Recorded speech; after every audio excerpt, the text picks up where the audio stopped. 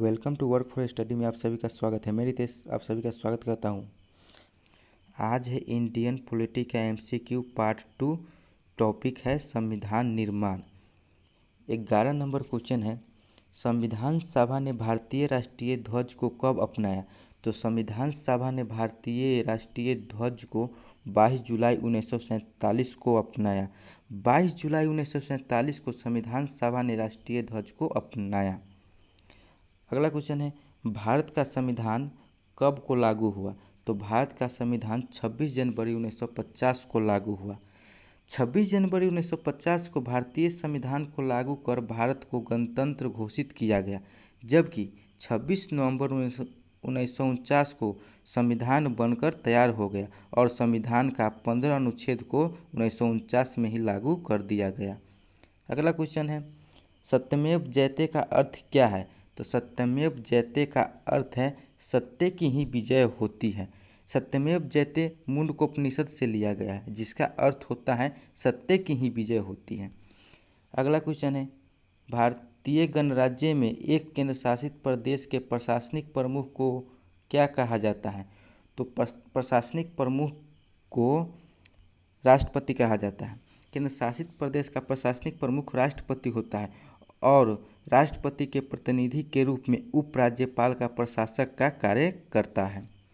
अगला क्वेश्चन है, संविधान के अनुसार तिरंगे की लंबाई और चौड़ाई के बीच का अनुपात कितना होना चाहिए? तो संविधान के अनुसार तिरंगे की लंबाई के बीच का अनुपात 3:2 होना चाहिए। पिंगली वेंकैया के द्वारा तैयार राष्ट्रीय झंडा का अनुपात 3:2 है, जिसमें क्रमशः ऊपर से केसरिया, सफ़ेद व हरा रंग की पट्टी होती है और मध्य में सफ़ेद पट्टी पर चक्र का निशान होता है, जिसका अर्थ नेवी ब्लू हटा है, जिसमें चक्र की संख्या 24 होती है। अगला क्वेश्चन है, भारत के राष्ट्रगान के रचयिता कौन है? भारत का राष्ट्रगान जन गण मन का रचयिता रविंद्रनाथ टैगोर है। राष्ट्रगान का संगीत कर्नल राम सिंह के द्वारा तैयार किया गया। इसे सर्वप्रथम 1911 के कांग्रेस अधिवेशन में गाया गया।